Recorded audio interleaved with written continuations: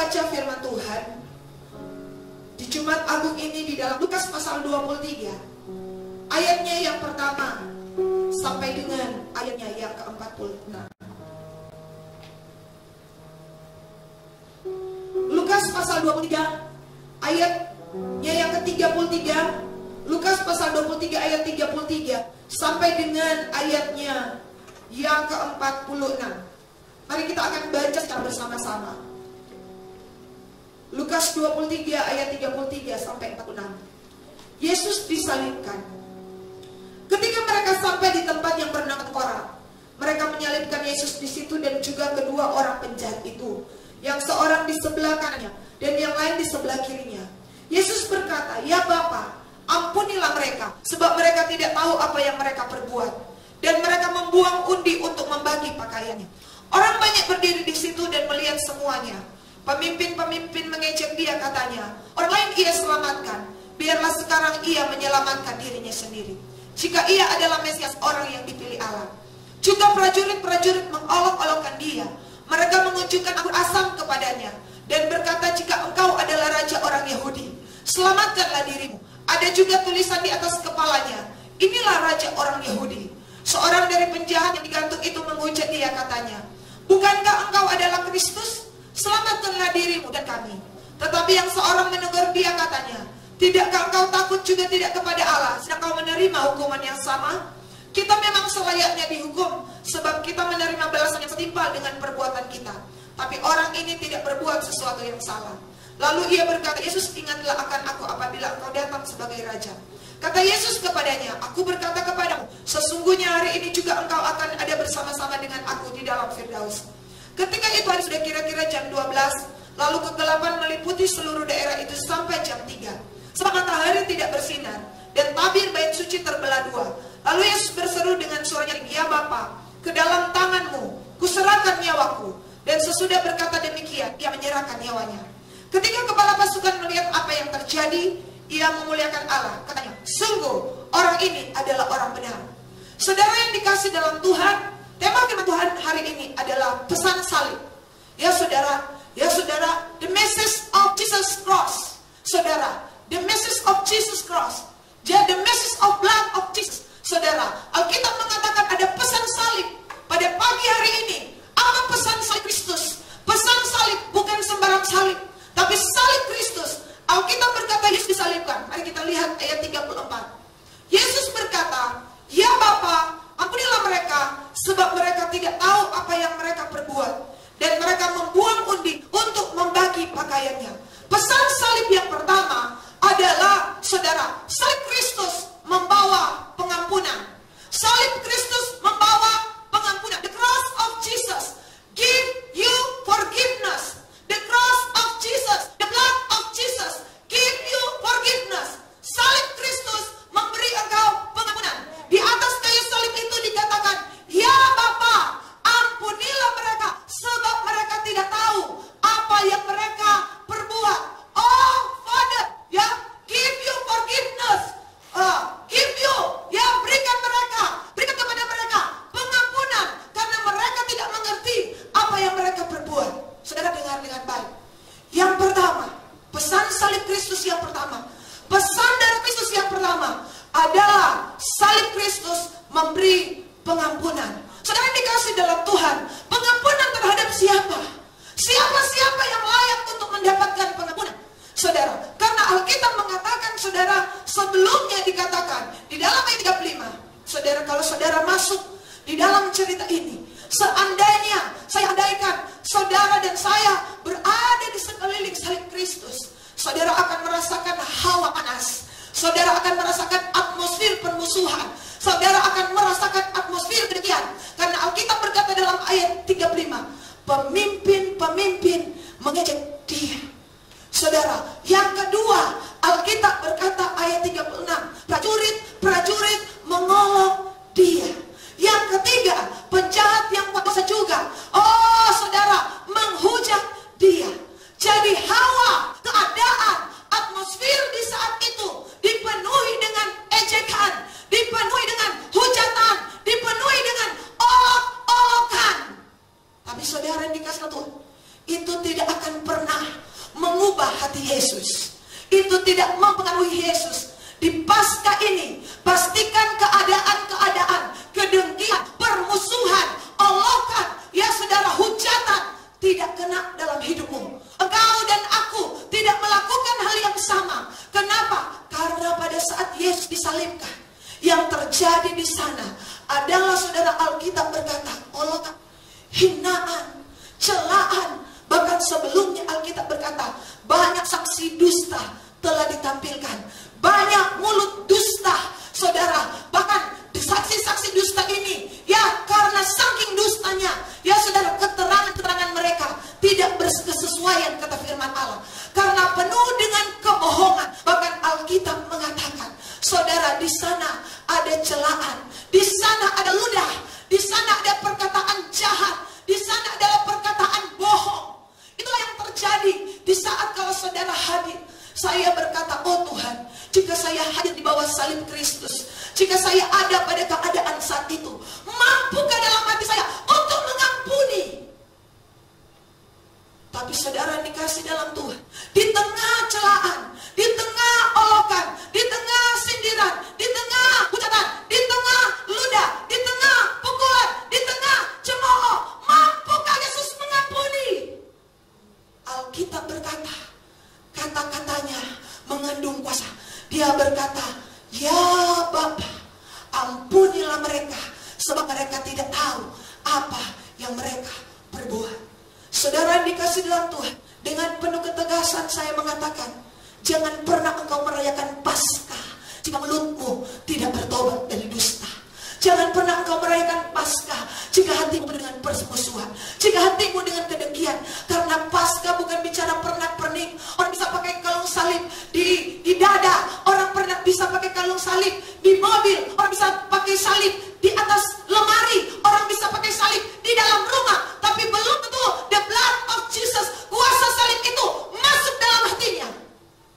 Kenapa? Karena ukuran daripada kuasa salib masuk dalam hati kita adalah satu, jika kita mampu mengampuni kesalahan orang lain. Saudara dikasih dalam Tuhan, Alkitab berkata, ya Bapa, ampunilah mereka, sebab mereka tidak tahu apa yang mereka perbuat. Siapakah mereka? Yang pertama, Alkitab membuka dengan seorang sahabat karib yang menjual Yesus dengan harga seorang budak. Alkitab mengatakan dalam Keluaran pasalnya yang ke-21, saudara, ayatnya 32. Alkitab mengatakan harga 30 sikal atau 30 keping perak adalah harga membeli seorang budak. Mari kita lihat. Keluaran 21 ayatnya yang ke-32. Alkitab bilang seperti ini. Tetapi jika lembu itu menanduk seorang budak laki-laki atau perempuan, maka pemiliknya harus membayar 30 sikal perak kepada tuan budak itu. Saudara, bagi Yudas, Yesus hanya seorang budak. Dia itulah sebabnya dia menerima 30 keping perak yang harganya bisa membeli sebidang tanah atau seharga 90 dinar kalau disalin di dolar. Saudara ya? Kalau disalin di dinar jadi 90. Saudara, saudara tahu seorang Maria mempersembahkan minyak narwastu dengan harga 300 dinar. Seharusnya Maria bisa membeli 3 bidang tanah. Tetapi harga 3 bidang tanah, oh saudara, dia taruh semua di kaki Yesus. Itulah sebabnya Yesus berkata, jangan ganggu dia. Dia telah menubuatkan bahwa inilah waktunya hari penguburanku. Inilah waktunya pengorbanan Maria menandakan bahwa hari itu Yesus harus diserahkan. Saudara yang dikasih dalam Tuhan, orang yang memberikan yang terbaik, saudara, tanpa sadar dia sedang berjalan dalam jalannya Tuhan. Orang yang memberikan yang terbaik, saudara, saya ulangi sekali lagi, 30 keping perak, saudara, 1 keping 3 dinar. Berarti saudara ada 90 dinar. Saudara, Maria bisa beli 3 bidang tanah. Karena Alkitab mengatakan harga daripada minyak narwastu adalah 300 dinar lebih. Saudara yang dikasih dalam Tuhan, tapi Yudas, dia saudara menjual Tuhan hanya karena cinta, hanya karena cinta dirinya sendiri, hanya karena tidak sabar, hanya karena hati ini memiliki keuntungan. Tetapi kepada orang seperti itu pun Alkitab berkata, ya Bapa, ampunilah mereka. Saudara yang dikasih dalam Tuhan, yang kedua, siapa yang diampuni? Petrus. Alkitab mengatakan di dalam firman Allah, saudara boleh lihat di Matius, Markus, Lukas, Yohanes, Petrus menyangkal Tuhan 3 kali. Bahkan Alkitab mengatakan dalam firman Allah, oh Petrus mengikut Yesus dari jauh. Apa yang membuat Petrus jatuh? Karena hanya mengikut Tuhan dari jauh. Hari-hari ini Tuhan berkata, nak, mendekatlah kepadaku, maka aku akan mendekat kepadamu. Jangan hanya dari jauh. Kenapa dari jauh? Karena Petrus takut manusia. Jangan pernah takut kepada manusia yang bisa membunuh tubuh, tetapi takutlah kepada Tuhan. Hari-hari ini kita tidak boleh kompromi. Itulah sebabnya kenapa banyak orang, saudara, pada saat itu sudah banyak imam-imam kepala, ada banyak yang bertobat, tapi mereka, kata firman Allah, mereka takut untuk dekat dengan Yesus karena mereka takut dikucilkan manusia. Hari-hari ini deklarasikan imanmu. Hari-hari ini akui Tuhanmu. Oh, jangan pernah engkau mengikut Tuhan dari jauh. Hari-hari ini lekatkan hati kita kepada Tuhan. Alkitab berkata, orang yang duduk dalam lindungan Allah yang Maha Tinggi, atau orang yang melekat kepada Allah yang Maha Tinggi, sungguh yang hatinya melekat kepadaku, aku akan meluputkannya, aku akan membentenginya. Apabila ia berseru, aku akan menjawab dia, dan akan memberitahukan kepadanya hal-hal yang tidak dipahami. Bahkan aku akan meluputkannya dan akan memperlihatkan keselamatan kepadanya. Mazmur 91. Apa yang membuat Petrus jatuh? Karena Alkitab berkata, ya saudara, pada saat di Getsemani, matanya berat, sangat mengantuk. Petrus yang pertama, mengikut Tuhan terlalu jauh. Yang kemudian yang kedua, Petrus terlalu sedikit berdoa. Tadi terlalu jauh, yang kedua adalah, saudara, terlalu sedikit. Alkitab mengatakan, saudara yang dikasih dalam Tuhan, saya tidak menafsirkannya, tetapi Alkitab mengatakan dengan jelas, Petrus mengikut Tuhan dari jauh. Dekatkan diri kita kepada Tuhan. Yang kedua, ya saudara, apa yang membuat Petrus jatuh? Sampai Tuhan Yesus berkata, tidakkah engkau sanggup berjaga-jaga 1 jam saja? Kenapa? Karena Petrus terlalu sedikit berdoa. Yang ketiga, kenapa Petrus jatuh? Karena Petrus terlalu angkuh. Dia berkata, mereka dapat menyangkal engkau, tapi aku tidak. Yesus berkata, sebelum ayam berkokok 2 kali, engkau telah menyangkal aku 3 kali. Lebih banyak kokok Petrus daripada kokok ayam. Saudara, jadi hari-hari ini, saudara, jangan terlalu jauh mengikut Tuhan. Dekatkan diri kita. Jangan terlalu sedikit berdoa. Minimal doa 1 jam standar. Tetapi kalau lebih, itu lebih bagus. Karena Alkitab berkata, ya, roh memang penurut, tapi daging lemah. Pada saat-saat tertentu, pada saat-saat penting, saudara, bahkan setiap saat, hanya doa kepada Tuhan yang bisa tolong saya dan saudara. Yang ketiga, saudara yang dikasih dalam Tuhan, Alkitab berkata imam-imam kepala, termasuk seseorang yang bernama Kayafas. Kayafas adalah pada zaman itu adalah seperti ketua sinode zaman ini. Kayafas memiliki kekuasaan. Dan pada saat itu Alkitab mengatakan, saudara, ya saudara, dia bertanya kepada Yesus di dalam firman Tuhan, di dalam Markus pasal 14 ayat 63. Markus 14 ayat 63.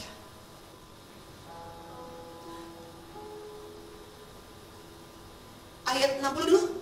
Maka imam besar bangkit berdiri di tengah-tengah sidang dan bertanya kepada Yesus, tidakkah engkau memberi jawab atas tuduhan saksi-saksi ini terhadap engkau?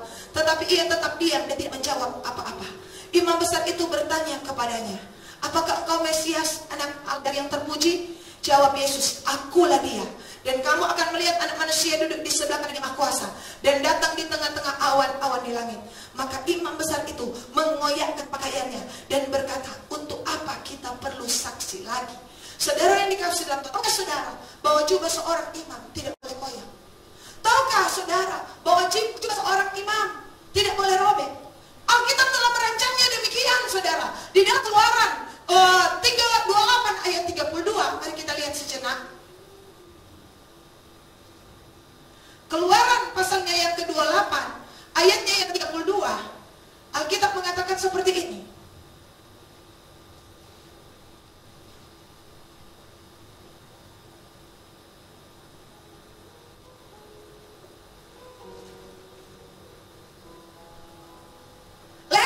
luruslah di tengah-tengahnya. Lehernya itu harus mempunyai pinggir sekelilingnya, buatan tukang tenun, seperti leher baju sirah. Harusnya lehernya itu supaya jangan koyak. Jadi tidak boleh terkoyak, tidak boleh tercabik, saudara. Kenapa, saudara? Alkitab mengatakan, saudara, dalam ayat 40, juga bagi anak-anak Harun haruslah kau buat kemeja-kemeja, dan haruslah kau buat ikat-ikat pinggang bagi mereka, dan destar-destar haruslah kau buat bagi mereka untuk menjadi perhiasan kemuliaan. Saudara, ya, dalam bahasa Inggris, saudara, dikatakan bukan hanya kemuliaan, tetapi the glory of beauty. Ketika saya dan saudara mendapatkan jubah baru, saudara ingat anak bungsu yang hilang ketika dia kembali dipakaikan jubah yang baru? Saudara, ini menandakan ada kemuliaan Tuhan. Itulah sebabnya jangan robek jubah kita. Karena Alkitab mengatakan imamat, pasalnya, saudara, ya, Imamat 21 ayat 10. Kembali, saudara, firman Tuhan ini menegaskan. Kenapa diulang lagi? Karena ini sangat penting. Imamat pasalnya yang ke-21 ayat ke-10 bilang ini seperti ini.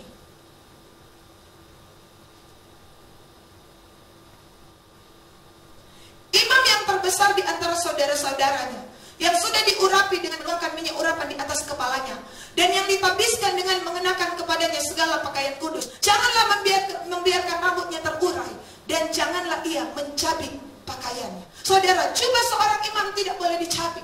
Saudara, pada saat Saul mencabik jubah daripada Samuel, saudara, 1 Samuel 15, mari kita lihat. 1 Samuel pasal 15 ayat ke-27. Ketika Samuel berpaling hendak pergi, maka Saul memegang punca jubah Samuel tetapi terkoyak. Kemudian berkata Samuel kepadanya, Tuhan telah mengoyakkan daripadamu jabatan raja atas Israel pada hari ini, dan telah memberikannya kepada orang lain yang lebih baik daripadamu. Jika jubah seorang imam tercabik, jika jubah seorang imam terkoyak, bahwa berarti tugasnya telah diambil, tugasnya telah dipindahkan. Kayafas, dia telah mencabik jubahnya sendiri, padahal dia seorang imam besar yang harusnya jubah itu tidak boleh koyak. Dan akibatnya di mata Tuhan, Kayafas bukan lagi imam besar. Di mata Tuhan, oh, imam besar seorang Kayafas telah dicabut. Apa hubungannya dengan saya dan saudara? Alkitab berkata, kamulah bangsa yang terpilih, imamat yang rajani, bangsa pilihan Tuhan. Apa yang membuat imam-imam kepala, apa yang membuat termasuk Kayafas berada dalam kategori imam kepala? Kenapa, saudara, jubahnya sampai robek? Markus 15 ayat 10.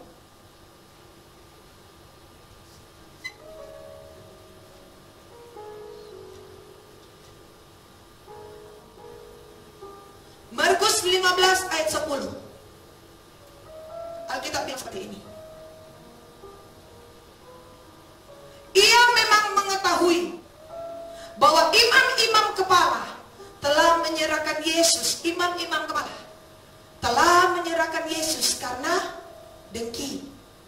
Saudara, apa yang bisa merobek jubahmu? Secara kasat mata, saudara diberi jubah baru. Sejak saudara sebagai anak bungsu yang pulang ke rumah Bapa, Alkitab berkata telah diberikan jubah baru. Itulah jubah kemuliaan. Tanda apa itu kemuliaan? Kabut, kehadiran Tuhan. Yesus Kristus tinggal di dalam engkau. Jangan cabik itu dengan apa yang namanya dengki. Alkitab berkata, imam-imam ini pakai jubah. Makanya Yesus bilang mereka pakai jubah panjang-panjang seperti kuburan, di luar dilabur putih, tetapi di dalamnya penuh tulang belulang. Secara saudara rohani, Kristus tidak mengakui keimaman mereka. Saudara, kita imam Tuhan, para hamba-hamba Tuhan, para pelayan Tuhan, jangan pakai baju pelayan di luar, tapi dalam hati penuh dengki, dalam hati tidak mengampuni, dalam hati penuh iri hati, dalam hati penuh pikiran jahat. Itulah sebabnya kepala Yesus dimahkotai mahkota duri. Kenapa harus di kepala? Karena kita berkata dalam Roma pasal 1 ayat 21,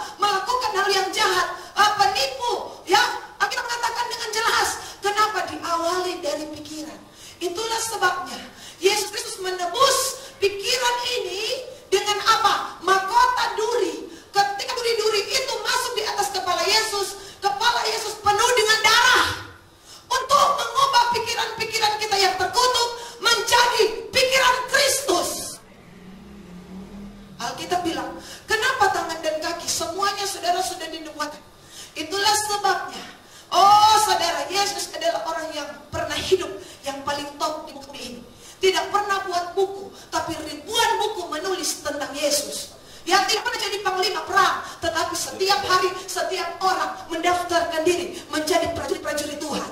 Itulah saya dan saudara. Kenapa? Kenapa orang terdiam ketika membicarakan Yesus? Karena Yesus melebihi para nabi, melebihi Abraham, melebihi Musa, melebihi Yosua, melebihi Elia, melebihi orang pintar, melebihi Plato, melebihi Albert Einstein, melebihi ilmuwan-ilmuwan, melebihi petinggi-petinggi, melebihi para presiden berganti. Kita tidak pernah tahu presiden 50 tahun yang lalu, tetapi Yesus 2000 tahun yang lalu masih hidup dalam hati saya dan saudara, bahkan selama-lamanya.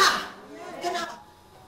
Karena dia bukan hanya manusia biasa, dia manusia yang tidak berdosa. Lalu kenapa disalibkan? Dosa-dosa siapa? Itu dosa tadi, dosa-dosa penyangkalan, dosa seorang gambaran doa, dosa seorang yang suka cari keuntungan seperti Yudas, dosa seseorang yang kadang-kala jatuh seperti Petrus, dosa imam-imam kepala yang dari luar kelihatannya kudus tetapi di dalamnya penuh dengan kedengkian dan iri hati. Semua dosa itu karena Alkitab berkata, Yohanes pasal 8, mari kita lihat Yohanes pasal 8 ayatnya yang ke 46. Mari baca ayat ini dan tanam dalam pikiran saudara. Siapakah di antaramu yang membuktikan bahwa aku berbuat dosa? Siapa di muka bumi ini? Adakah saudara yang menonton streaming? Adakah kita yang hadir di studio KRC ini, di gereja ini, bisa membuktikan Yesus Kristus berdosa? Kalau begitu, kenapa Allah memalingkan wajahnya? Kenapa saudara? Karena sekali lagi Allah jijik terhadap dosa, Allah jijik terhadap kejahatan. Mazmur 5 ayat 6.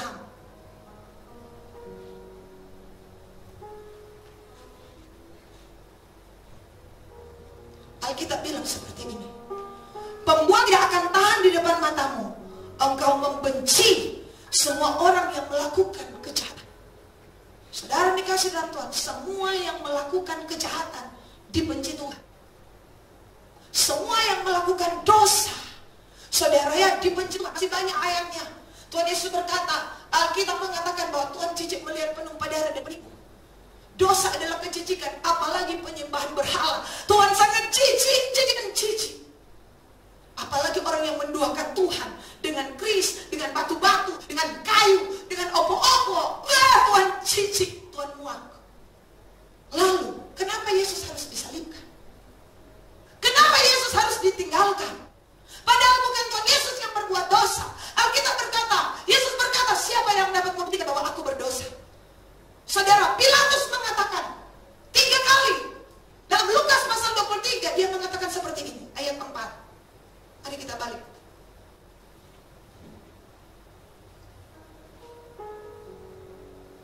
Ayat 14 maksud saya. Dan berkata kepada mereka,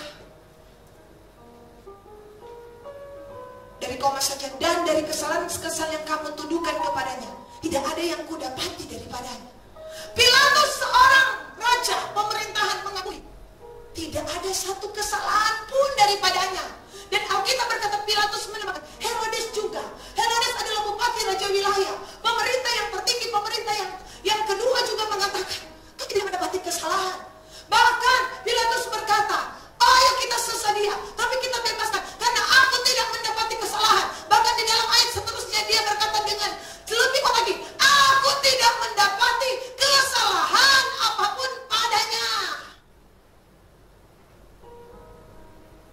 Bahkan si pengkhianat Yudas pun berkata dalam Matius 27. Mari kita lihat ayat 4.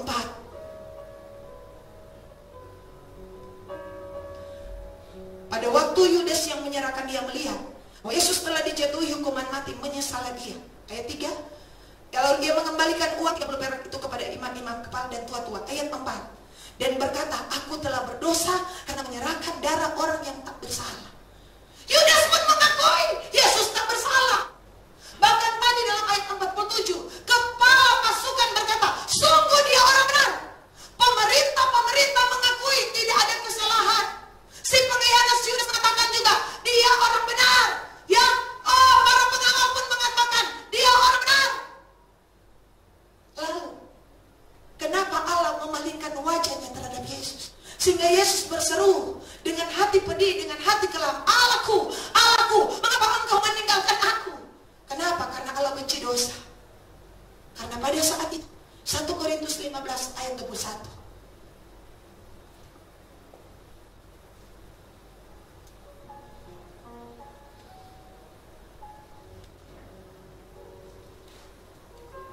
Korintus 15 maksud saya. 2 Korintus 5 ayat 21. Mari kita telusuri, ini dosa siapa? Dia yang tidak mengenal dosa telah dibuatnya menjadi dosa karena kita, supaya dalam Dia kita dibenarkan oleh Allah. Ternyata Yesus memang tidak berdosa, tapi yang berdosa adalah saya. Yang berdosa adalah engkau.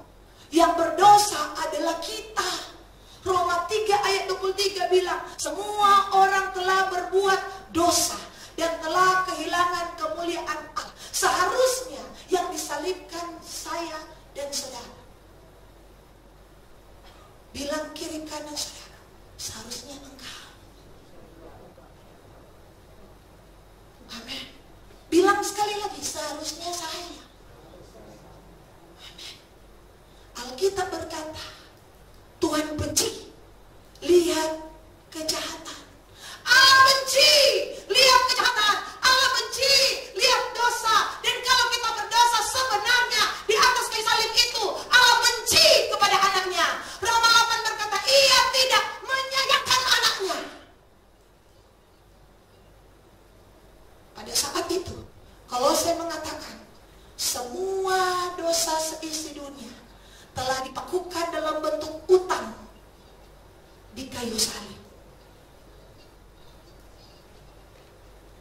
Dosa dari zaman Adam sampai dosa manusia terakhir yang akan hidup di muka bumi ini, sampai kedatangan Tuhan Yesus kedua kali, sudah ditanggung Yesus di atas kayu salib. Apa sebab Tuhan tanggung? Karena Tuhan mengasihi saya dan saudara.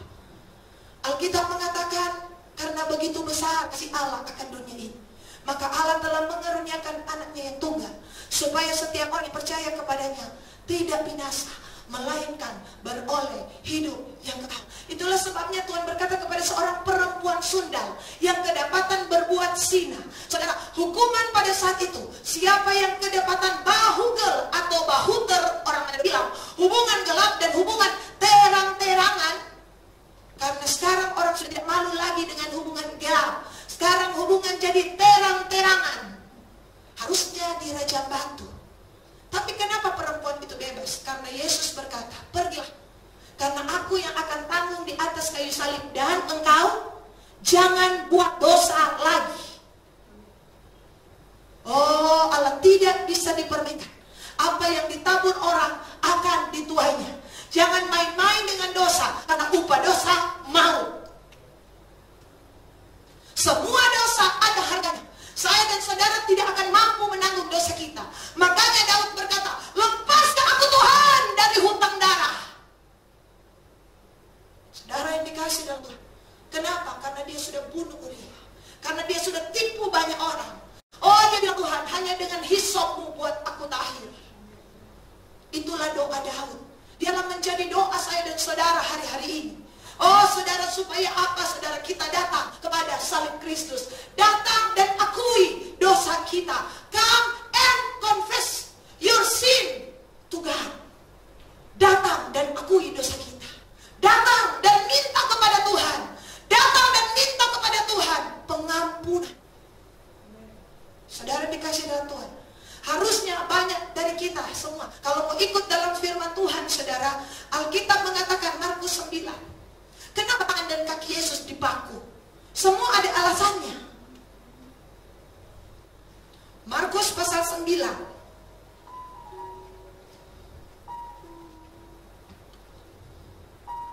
Ayat 43. Dan jika tanganmu menyesatkan engkau, penggalah. Karena lebih baik engkau masuk ke dalam hidup dengan tangan kudung daripada dengan untuk kedua tanganmu dibuang ke dalam neraka, ke dalam api yang tak terpadamkan. Di tempat itu ularnya tidak akan mati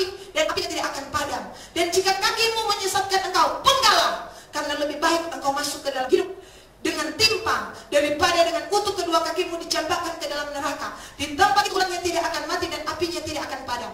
Dan jika matamu menyesatkan engkau, cungkilah, karena lebih baik engkau masuk ke dalam kerajaan Allah dengan bermata satu daripada dengan bermata dua dan dicampakkan ke dalam neraka. Ini kata Yesus. Di mana ulat-ulat bangkai tidak mati, api tidak padam. Seharusnya karena dosa tangan, kita semua seharusnya, saudara, tangan kita mungkin sudah tidak ada. Saudara, kenapa? Karena tangan ini biasa pukul istri. Karena tangan ini biasa papan curi. Karena tangan ini bisa melakukan hal-hal yang jahat. Karena tangan ini tukang ketik, ya, hal hoax dan dikirimkan. Termasuk hal-hal mengadu domba orang. Seharusnya kita semua sudah tidak punya tangan.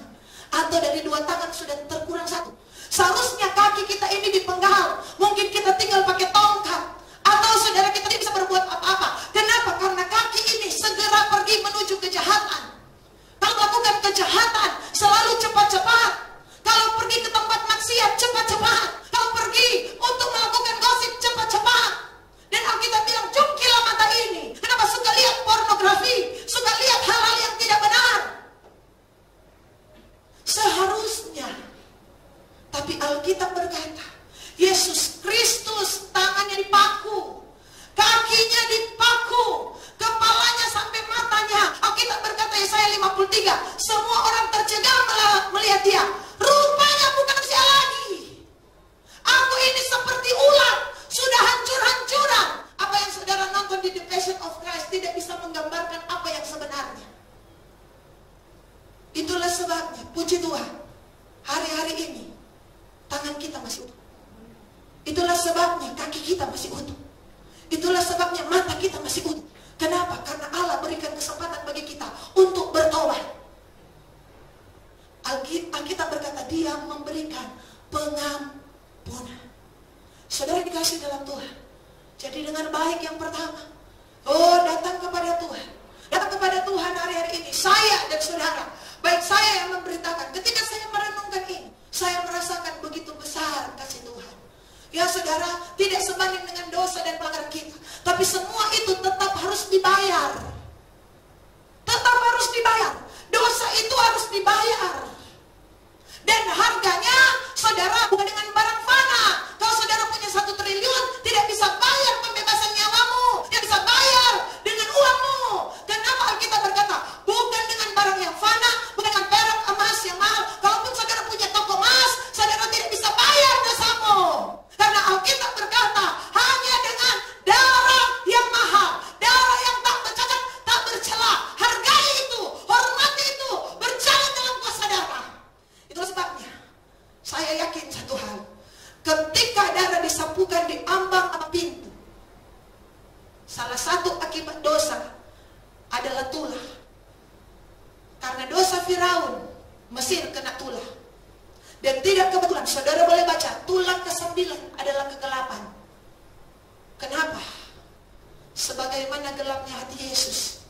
Dan Bapa tidak lagi bisa memandang anaknya yang telah berubah menjadi pendosa di atas kayu salib. Makanya tulah ke-9 kegelapan. Dan Alkitab berkata, dari jam 12 sampai jam 3, kegelapan menutupi seluruh daerah itu. Bahkan Firaun berkata, sampai kedapatan kegelapan itu bisa dipegang. Bagaimana gelapnya kalau kegelapan bisa dipegang, bisa diraba? Coba saudara baca dalam kitab Keluaran. Dan setelah itu, pengorbanan darah anak domba, sesuai kan? Pada saat jam 3, setelah kegelapan itu, Yesus menyerahkan nyawanya. Saudara, ketika darah domba disapukan, apa sebab? Tulah tidak bisa masuk. Alkitab berkata, aku tidak akan membiarkan pemusnah masuk dalam rumahmu. Kenapa? Karena ada darah Yesus.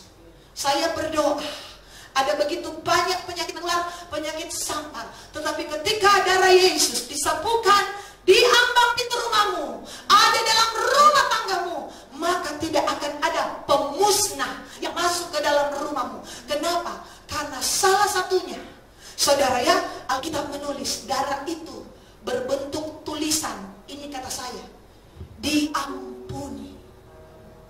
Diampuni. Ketika malaikat malaikat maut. Ini gambaran ketika saya masuk cerita itu. Karena Alkitab bilang Ibrani 9 ayat 22. Saya berkata ini bukan tanpa dasar, saudara. Saudara, Ibrani 9 ayat 22. Mari kita lihat.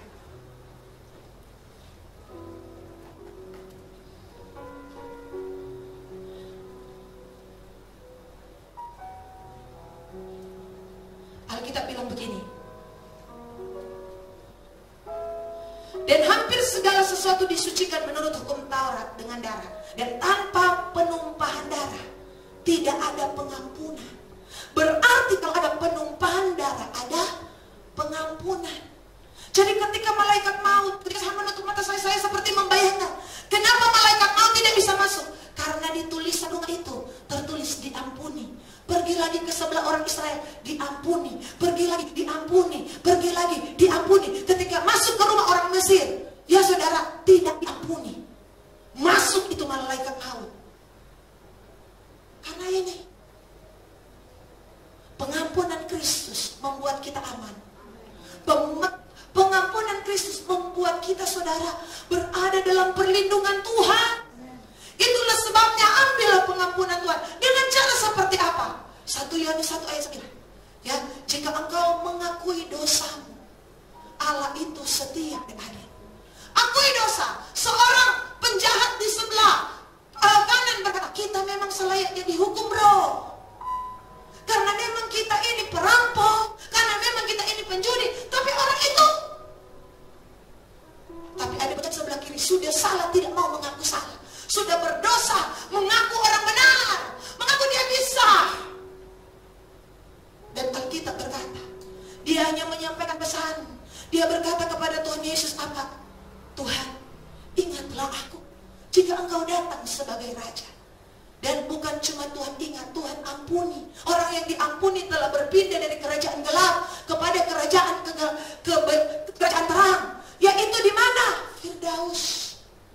Tapi saya mau kenalkan, ini adalah kesempatan pertama kepada orang itu. Dengar baik, ini adalah kesempatan pertama. Orang penjahat di sebelah kiri dan kanan, termasuk di sebelah kanan, tidak pernah lihat mujizat.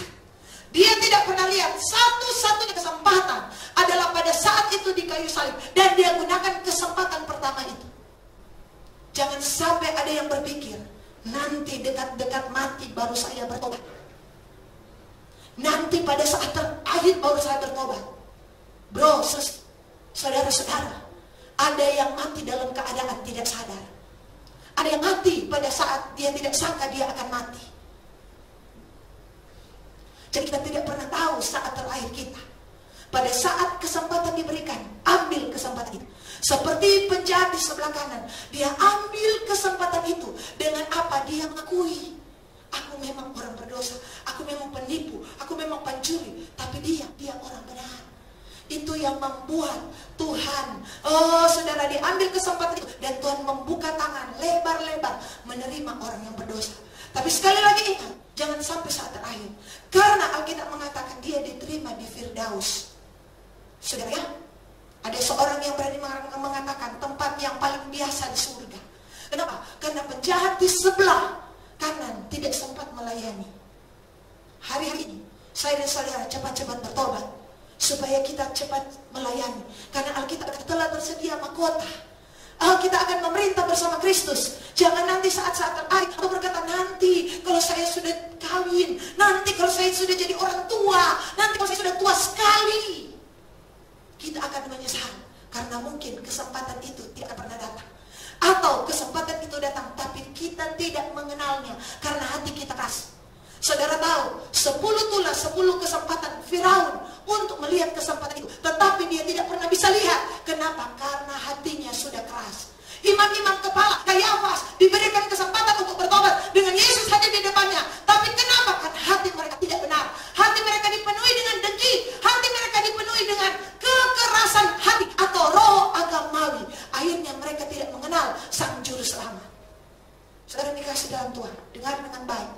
Pesan pertama, ya saudara, pesan salib Kristus yang pertama, the message of Jesus Cross adalah, ya saudara, the blood of Jesus give you forgiveness. Ya, Salib Kristus memberi engkau pengampunan. Yang kedua, mari kita lihat Lukas pasal 23 ayat 35. Orang banyak berdiri di situ dan melihat semuanya. Pemimpin-pemimpin mengejek dia, katanya, orang lain ia selamatkan. Biarlah sekarang ia menyelamatkan dirinya sendiri. Jika ia adalah Mesias, orang yang dipilih Allah. Juga prajurit-prajurit mengolok-olokkan dia. Mereka menunjukkan anggur asam kepadanya dan berkata, jika engkau adalah raja orang Yahudi, selamatkan dirimu. Ada juga tulisan di atas kepalanya, inilah raja orang Yahudi. Ayat 39. Seorang dari penjahat yang digantung itu menghujat dia, katanya, bukankah engkau adalah Kristus? Selamatkan dirimu dan kami. Ada kata yang diulang-ulang dari ayat 35 sampai 39. Kata apa itu? Keselamatan. Ternyata saudara, mereka butuh diselamatkan. Mereka berkata, selamatkan dirimu dan kami. Saudara yang dikasih dalam Tuhan, ada yang diselamatkan? Ada. Yang saya katakan tadi, penjahat di sebelah kanan. Yang kedua, pesan salib adalah pesan keselamatan. Salib Kristus membawa keselamatan. Tadi salib Kristus memberi pengampunan. Kali ini salib Kristus membawa keselamatan. The cross of Jesus, the blood of Jesus give you salvation. Memberi engkau keselamatan kekal. Saudara yang dikasih dalam Tuhan, semua orang yang digantung di kayu salib adalah terkutuk. Alkitab mengatakan, Ulangan pasalnya ke-21 ayat 22 dan 23. Ayat cantik 21, 22, 23. Ulangan 21 ayat 22 dan 23. Apabila seseorang berbuat dosa yang sepadan dengan hukuman mati, lalu ia dihukum mati, kemudian kau gantung dia pada sebuah tiang, maka janganlah mayatnya dibiarkan semalam-malaman pada tiang itu, tapi haruslah engkau menguburkan dia pada hari itu juga. Sebab seseorang yang digantung terkutuk oleh Allah. Janganlah engkau menajiskan tanah yang diberikan Tuhan Allahmu kepadanya, menjadi milik pusakamu. Jadi saudara bayangkan, Alkitab berkata seseorang yang digantung tiang. Saudara ya, saudara lihat aslinya sama, salib. Saudara lihat aslinya adalah pohon, dia dari kayu. Saudara ya, Alkitab mengatakan semua yang digantung terkutuk oleh Allah. Itulah sebabnya saudara, Yesus Kristus dikatakan terkutuk oleh Allah. Saudara, kenapa saudara? Yang dikasih dalam Tuhan, karena saya dan saudara sebenarnya orang-orang terkutuk. Ulangan 28 mengatakan seperti ini. Kita baca. Karena sejujurnya saya takut hafal ayat ini. Saudara, Alkitab bilang begini, tetapi jika kau, ayat 15, tidak mendengarkan suara Tuhan Allahmu, tidak melakukan dengan setia segala perintah yang kau sampaikan pada hari ini, maka segala kutuk akan datang kepadamu dan mencapai engkau. Bayangkan, terkutuklah engkau di kota, terkutuklah engkau di ladang. Ya saudara, bayangkan di mana kita ada, kita dikutuk. Mau tinggal di kota, mau tinggal di kebong, ya saudara, mau tinggal di apa saudara, di hulu, ya saudara, mau tinggal di kota besar, kita terkutuk. Alkitab bilang yang kedua, terkutuklah bakulmu, tempat adonanmu. Mau kerja apa? Mau kerja kantor, mau kerja di laut, di darat, di udara, terkutuk. Oh, itu pernah terjadi. Alkitab berkata, terkutuklah tanah, tanah tidak akan menghasilkan. Ingat ketika kitab Kejadian, ketika manusia jatuh dalam dosa, apa yang dikutuk? Tanah. Oh, tanda apa saudara? Mata pencarian tidak akan diberkati. Alkitab bilang, terkutuklah buah kandunganmu. Wow, saudara, lebih geger lagi. Hasil bumimu. Wah, saudara, anak lembu sapimu, kandungan kambing dombamu. Oh, haleluya. Anak-anak kita dikutuk. Weh, saudara, ngeri. Tuhan akan mendatangkan kutuk. Alkitab bilang, huru hara, penghajaran ke ayat 10. Segala usaha yang kau kerjakan sampai engkau punah, binasa. Saudara, ayat 21. Coba. Ini yang terjadi hari-hari ini. Tuhan akan melekatkan penyakit sampar kepadamu. Oh, sampai dihabiskannya engkau. Saudara, ayat 22. Tuhan akan menghajar engkau dengan batu kering, demam kepialu, sakit radang, kekeringan, hama, penyakit gandum. Semuanya itu akan memburu engkau. Nomor 3. Juga langit di atas kepalamu akan menjadi tembaga.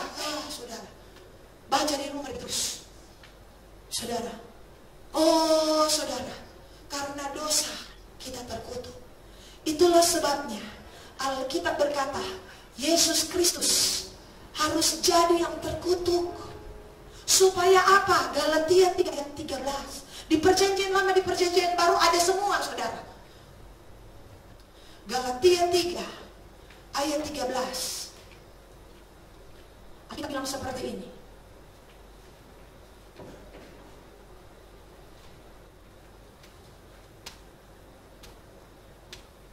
Kristus telah menebus kita dari kutuk hukum Taurat dengan jalan menjadi kutuk karena kita. Sebab ada tertulis, terkutuklah orang yang digantung pada kayu salib. Yesus Kristus telah membuat ini supaya apa? Di dalam Dia berkat Abraham sampai kepada bangsa-bangsa lain, termasuk sampai kepada bangsa Indonesia, termasuk sampai kepada saya dan saudara, sehingga oleh iman kita menerima roh yang telah dijanjikan. Saudara dikasih dalam Tuhan, ternyata kutuk bisa berubah. Asalkan ada orang yang siap mati tergantung di atas kayu salib. Karena mati di atas kayu salib adalah mati terkutuk. Saudara ya, asalkan ada siapa yang mau. Saudara, setiap kita yang ada di rumah, siapa yang mau sebut orang terkutuk? Siapa yang mau digantung di kayu salib? Tidak ada seorang pun yang mau. Tetapi Alkitab berkata, Yesus Kristus mau. Makanya Alkitab mengatakan, Yesus Kristus menyerahkan nyawanya. Saudara tahu? Yesus berkata kepada Pilatus, kamu tidak bisa jika kuasa ini tidak diberikan kepadamu. Kenapa saudara? Apa kata menyerahkan? Kata menyerahkan adalah kerelaan diri sendiri. Kata menyerahkan artinya tidak dipaksa.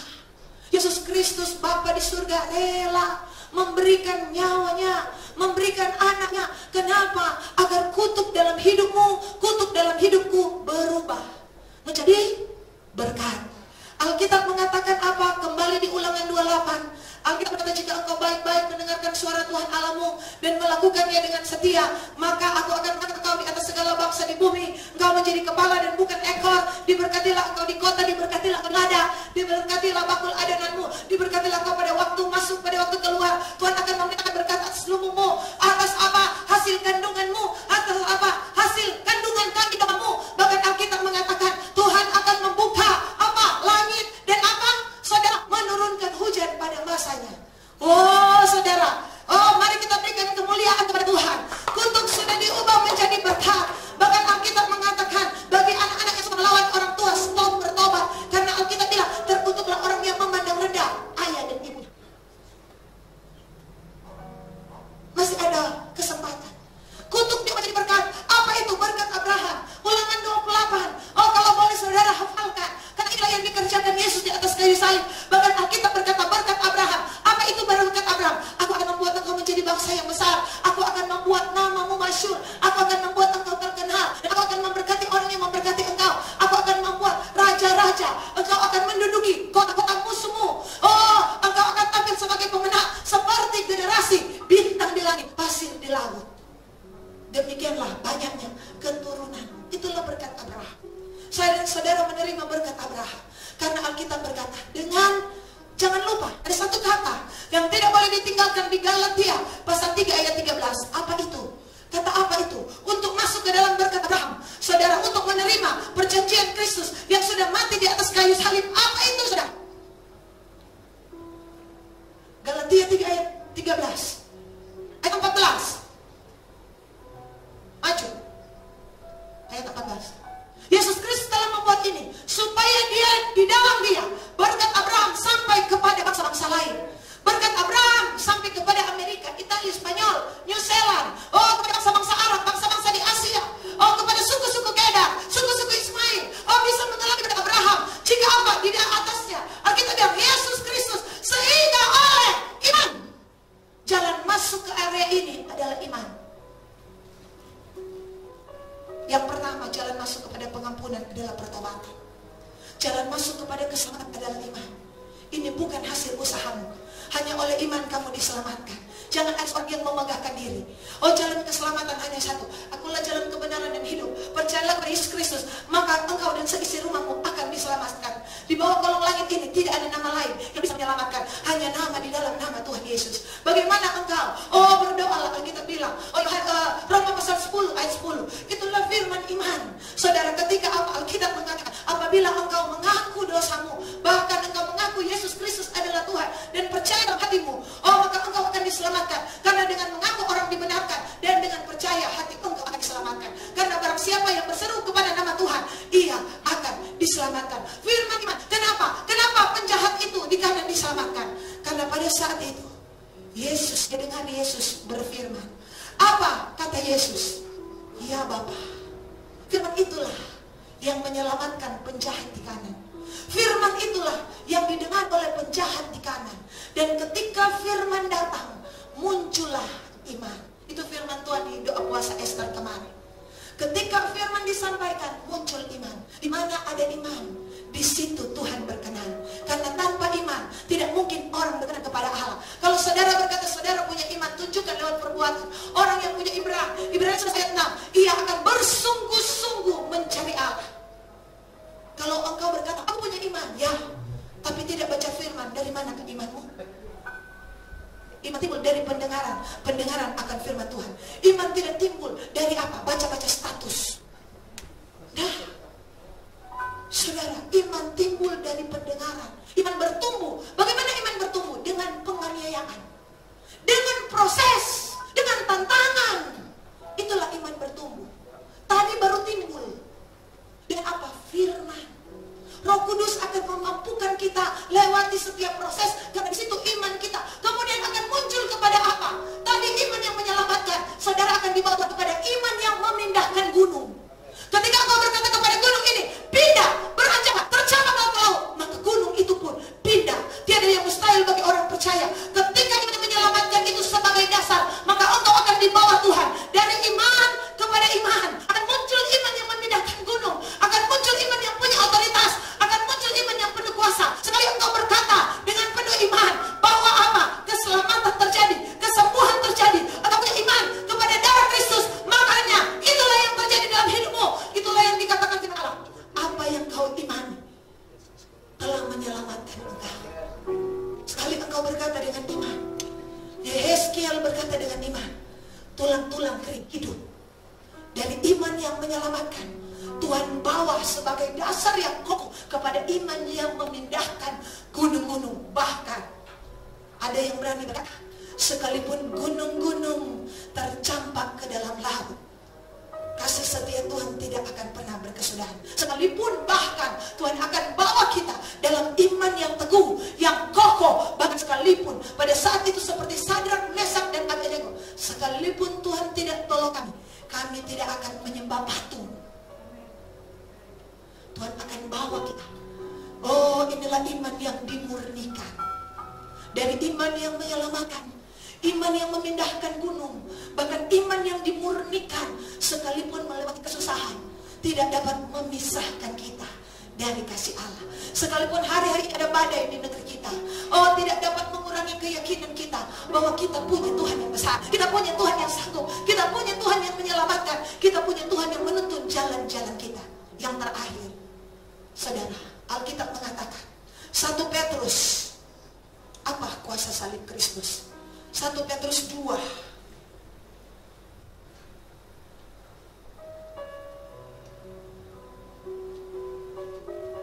ayat 22. Ini ayat cantik.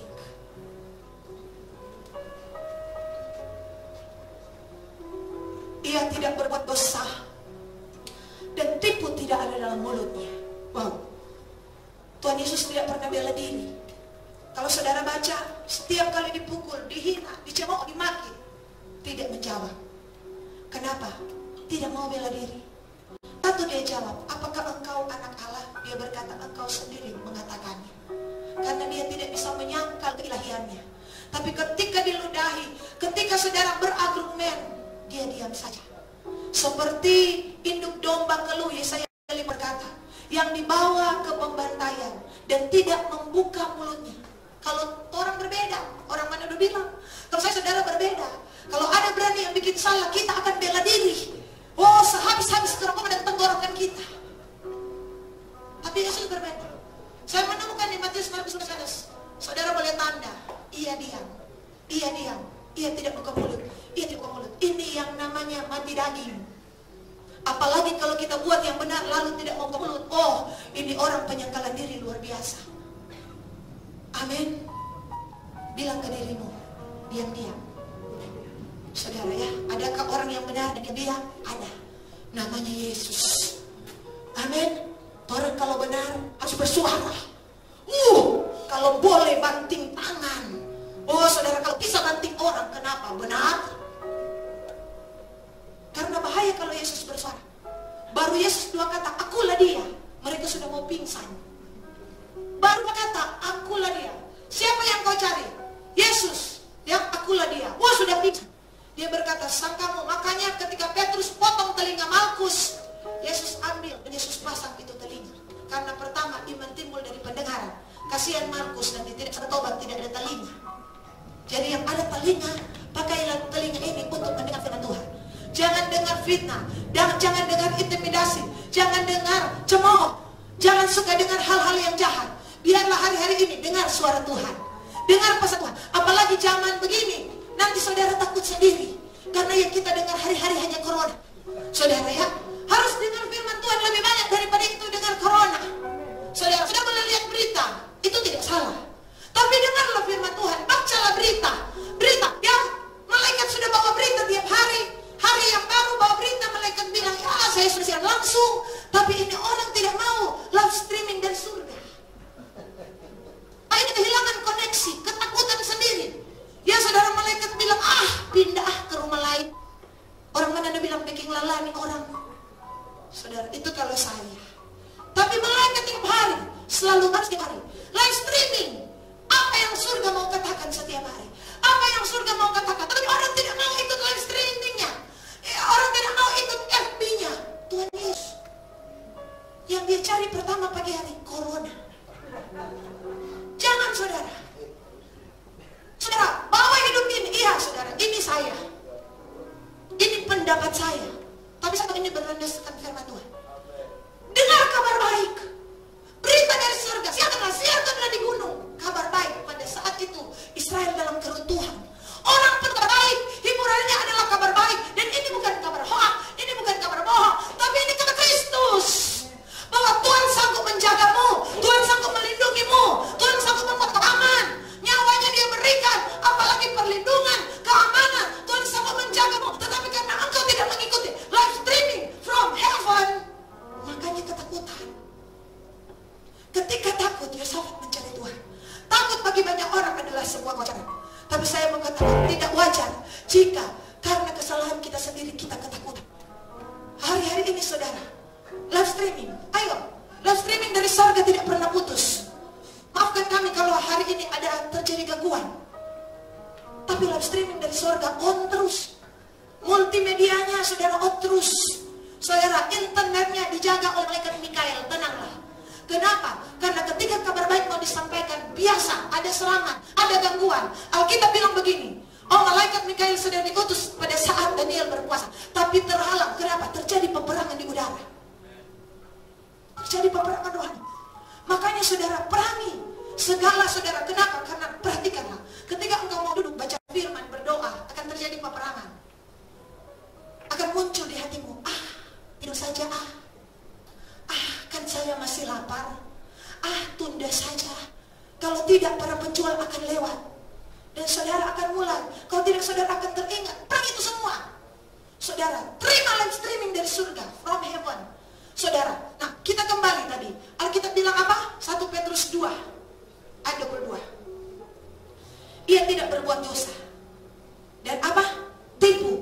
Tidak ada dalam mulutnya. Mulai pasca ini, 2020. Biarlah mulut kita tidak ada tipu-tipu. Amin. Amin, termasuk saya. Amin. Tidak ada dusta-dusta, tidak ada bohong-bohong. Amin. Haleluya.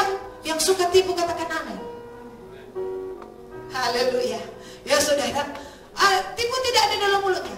Alkitab bilang ayat 23, ketika ia dicaci maki, ia tidak membalas dengan caci maki. Stop makian-makian.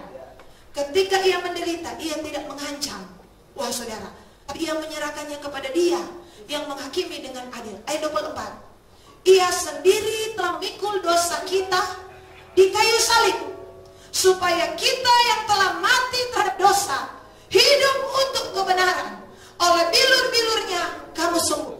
Alkitab bilang, kuasa salib Kristus yang ketiga membawa kesembuhan. Ya saudara, the cross of Jesus, the message of cross of Jesus. Apa? God give you. Ya saudara, healing. Tuhan Yesus menyembuhkan engkau. Oh, di dalam Kristus ada kesembuhan. Alkitab berkata, oleh bilurnya kamu telah sembuh. Saudara, ingat kita punya hutang. Saya dan saudara yang telah ditebus Tuhan, hidup untuk kebenaran. Kita harus hidup benar. Kita harus hidup sungguh-sungguh takut Tuhan. Alkitab bilang supaya kamu telah mati terhadap dosa, hidup untuk kebenaran. Bilang kiri kanan saudara, hidup benar. Berkata benar. Bagaimana orang bisa hidup benar? Kamu akan mengetahui kebenaran, dan kebenaran itu akan memerdekakan kamu. Yesus Kristus adalah sang kebenaran. Oh, Pilatus. Dia berkata, what is the truth? Apa itu kebenaran? Dia orang pintar tapi tidak mengerti kebenaran. Dia orang filsuf tapi tidak mengerti kebenaran. Dia orang pemerintahan, karena kebenaran itu hanya datang dari nama Yesus. Kebenaran itu jika kita mau buka hati. Oh, biar kita orang pandai belum tentu mengerti kebenaran. Biar kita orang jago belum tentu kita hidup dalam kebenaran. Karena ukuran kebenaran adalah ukuran firman Tuhan. Yang ketiga Alkitab bilang, oh, oleh Sang Kristus, oleh kuasa darahnya kamu telah sembuh. Apapun penyakitmu. Yohanes pasal 5, ada malaikat kesembuhan yang datang. Kenapa? Karena malaikat itu melewati pintu gerbang domba. Pada saat domba-domba Paskah pada jam 3, kalau kita mau masuk ke Yerusalem, ya, domba-domba Paskah akan disembelih oleh para imam. Dan pada jam 3, Bapa di sorga merelakan anaknya disembelih. Untuk apa? Darahnya tercurah. Supaya apa? Alkitab bilang, dia tertikam karena pemberontakan kita. Sesungguhnya penyakit kita lah yang ditanggungnya. Penyakit apakah engkau? Ya saudara, bahkan kami berdoa dari tempat ini. Engkau yang dikatakan ODP, PDP, suspek, positif corona. Aku berdoa dalam nama Yesus. Tuhan Yesus Kristus menyembuhkan engkau. Tuhan Yesus Kristus memulihkan paru-parumu, menyembuhkan tenggorokanmu. Tuhan Yesus Kristus membuat engkau sehat, membuat engkau kuat. Bahkan engkau yang ada di ICU, berada pada tahap khawatir, tahap-tahap yang hendak mematikan. Kami berdoa, hai maut, hanyalah. Hai maut, hanyalah. Hai sakit penyakit, hanyalah. Karena dalam Kristus ada kesembuhan. Tuhan Yesus menyembuhkan engkau. Oh, God be heal you. God be healing you. Oh, Tuhan Yesus menyembuhkan engkau, memulihkan engkau. Demamkah engkau hari ini? Jangan takut. Batukkah engkau hari ini? Kami perkatakan dari tempat ini, jadilah sembuh, jadilah sehat. Oleh bilur-bilur Tuhan Yesus, Tuhan menyembuhkan engkau. 3, ingat dengan baik, salib Kristus, the blood of Jesus membawa pesan pengampunan. The blood of Jesus give you salvation. The blood of Jesus give you healing. God bless you. Tuhan memberkati kita. Shalom.